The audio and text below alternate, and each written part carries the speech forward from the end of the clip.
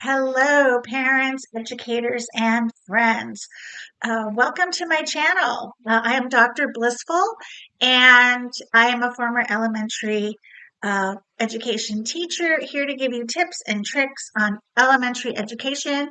I am also author of Breaking Free of Bullying, where I provide strategies for your kiddos and you to stay safe, happy, and emotionally well. Today, I'm super excited because we're going to be doing strategies on one of my favorite all time books as a kiddo and as a teacher, The Magic Fish.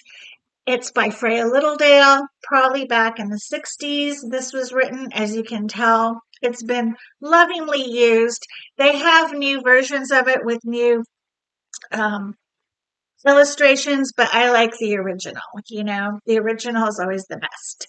So today we're going to do an activity called DLTA, and that stands for Directed Listening Thinking Activity. Now, this activity is really good for comprehension, and it can be used from 3-year-olds all the way up to 10-year-olds. And if you have older children that are coming from a new country and learning a new language, this is a great activity for them as well.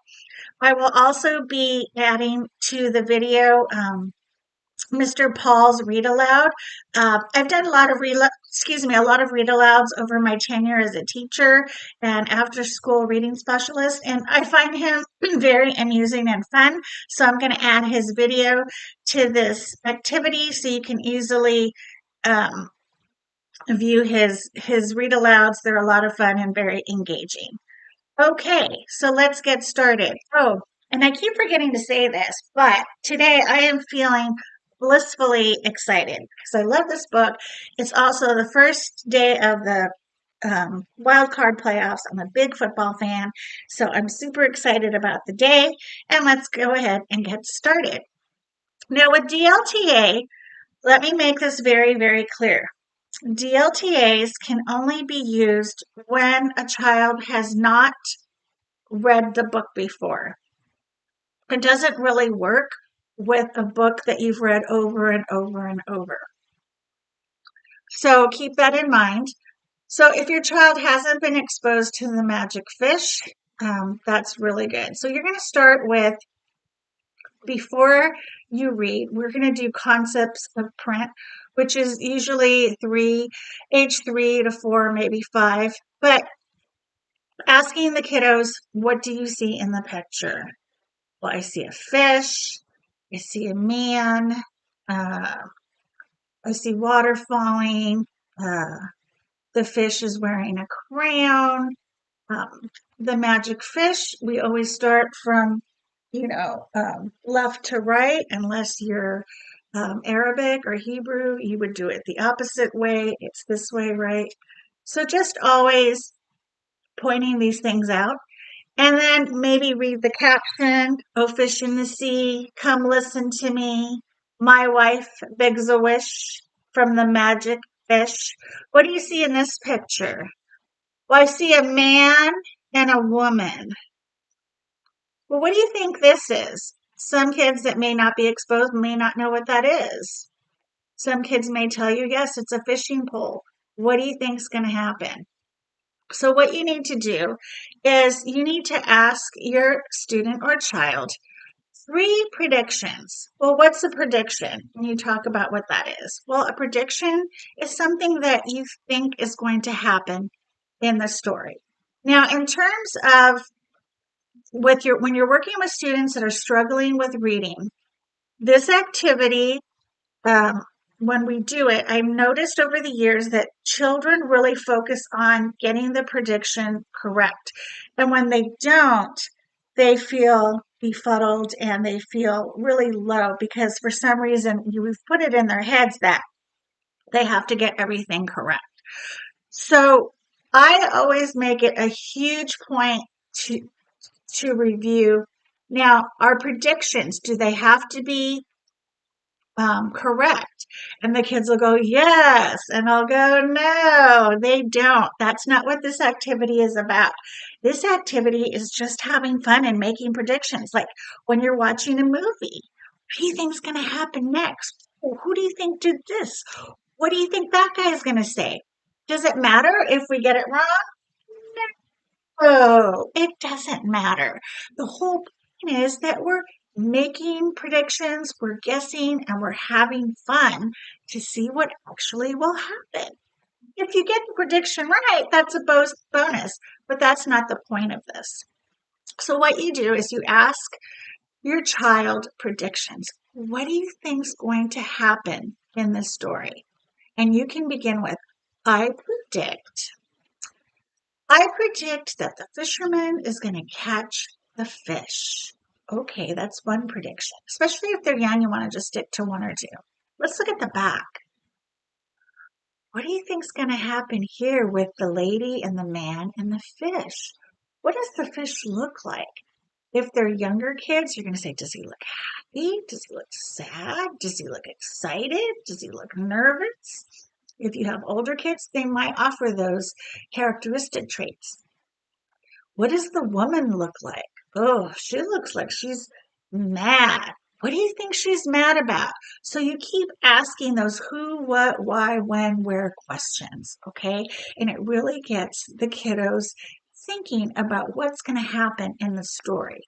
So in this version, I'm not going to read the story, but I'm going to give you examples of what it would look like when we predict. So the prediction is, and we're not writing anything down for this activity, it's all listening. The man is going to catch the fish. So then you begin to read and you look at the pictures. Once upon a time, there was a poor fisherman who lived with his wife in an old hut by the sea. Did he catch the fish yet? Oh, not yet. Let's see what happens. Every day he went fishing. One day the fisherman felt something on the end of his line. He pulled and he pulled, and up came a big fish. Oh my gosh! Did the fisherman catch the fish? Yes, he did. Awesome! Your prediction was correct. He did catch the fish. What do you think's going to happen next? And you go on, so on and so forth throughout the story. Now remember, when you're doing this, it's really important that they have not viewed the story, because then their predictions are already going to know, right? So when you are viewing this story in Mr. Paul's version, you always want to pause it to see if their predictions are correct, okay? And that's basically it. You want to continue to build those comprehension skills. Listening comprehension is really important, because if it's not developed early, it really becomes more difficult for your kiddos to learn it later in life. And let me give you an example. I was a very good reader. I could read anything by age 4 and 5. I just had this innate ability to read signs, to sound it out. Nobody taught me. I grew up with Sesame Street, but I was really good at reading, and I sounded so mature and so amazing until I hit about 6th grade, 7th grade. And then I realized I have no idea what I'm reading. And nobody fostered that development. Everybody just thought because I was a good reader and I sounded good that I knew what the heck I was talking about. And I really just didn't. I was just reading, but nothing was going in inside, right? So that's why these kinds of activities are very important. You know, God bless my parents. They did the best they could. They never read to me. My mom always took me to the library to get books, and I read, but again, nothing was going in because I was such a good sounding reader. I guess my mom figured I didn't really need any help. So it's really, really important to read to your kids often, if not every day, and ask them those who, what, why, when, where questions. Because when I did get to middle school and high school, I really struggled. I really struggled with more complex text. I had no idea how to analyze. It was, I did horrible. I mean, I faked it basically and cheated a lot, right? Then when I got to college, it was kind of more of the same. And I actually failed the CPEST, I think once in reading because I